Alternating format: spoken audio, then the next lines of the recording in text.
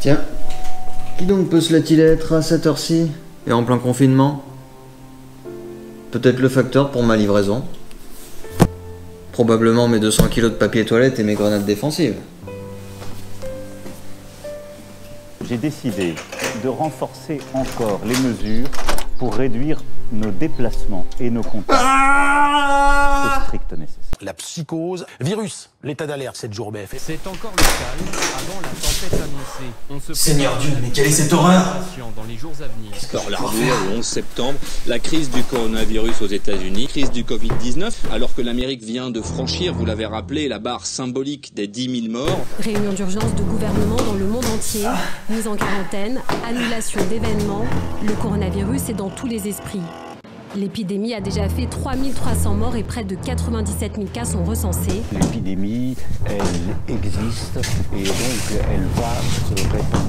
Le virus est particulièrement agressif et que l'épidémie est potentiellement grave. Le problème de ces virus, c'est qu'ils sont sans arrêt en mutation. Et avec une dangerosité qui augmente, tue quasiment 10 000 personnes. Mais nom de Dieu, qu'est-ce que c'est que ce bordel? Comment ça a pu arriver?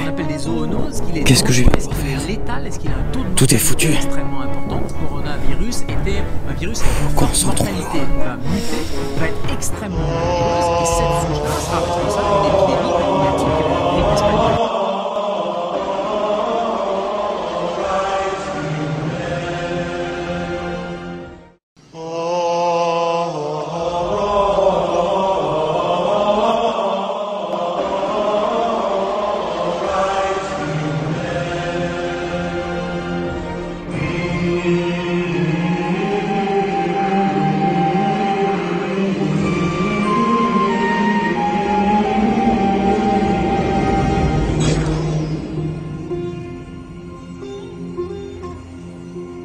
Omni Padmeum, Omni Padmeum, Omni Padmeum. Oh!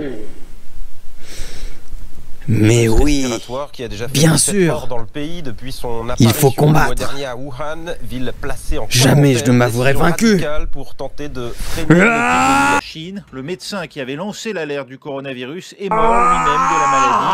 Urgence sanitaire mondiale. Le bilan de mort reste dramatique. 889 morts en 24 heures, 10 023 victimes depuis le début de cette crise sanitaire. Le nombre de personnes infectées en Italie, propagation du coronavirus. Alors les Italiens sont inquiets, très inquiets, car ils vivent dans l'incertitude. Chaque jour, on apprend de l'apparition de nouveaux foyers d'infection, malaise social, des familles qui ont perdu le travail, qui se retrouvent dans des situations économiques extrêmement difficiles. J'ai décidé de renforcer encore les mesures pour réduire nos déplacements et nos contacts. Nous sommes en guerre. Nous sommes en guerre. J'ai décidé de renforcer encore les mesures pour réduire nos déplacements et nos contacts au strict nécessaire. Nous sommes en guerre. Nous sommes en guerre. Nous sommes en guerre. Les frontières à l'entrée de l'Union européenne et de l'espace Schengen seront fermées. De ne céder ni à la panique ni au désordre. Vive la République!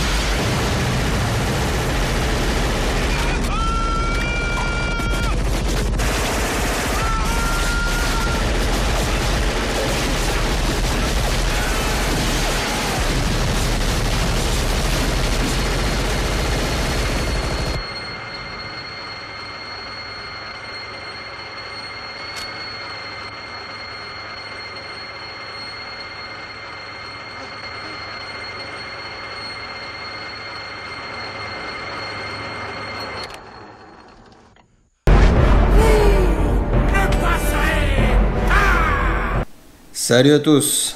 Juste un petit message pour votre sécurité et surtout votre santé mentale. Éteignez votre télé. Arrêtez de noyer votre cerveau avec tout ce vomi fécal que cet instrument de propagande vous régurgite à longueur de temps.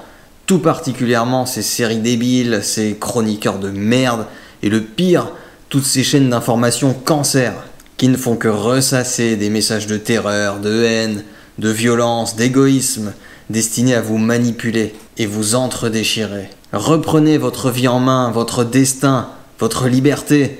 Soyez les seuls maîtres de votre avenir. Redécouvrez les plaisirs de la lecture, de la musique, de l'art, du sport, des moments en famille, entre amis. Redécouvrez cette joie qu'est de sortir, marcher, se balader, profiter d'une brise matinale ou d'un coucher de soleil et d'admirer la splendeur de la nature. Bon, évidemment, actuellement, c'est un peu compliqué. Mais très bientôt, une fois que toute cette immense mascarade sera terminée. Et comme le disait ce bon vieux Benji, celui qui sacrifie sa liberté au profit de la sécurité ne mérite ni l'une ni l'autre.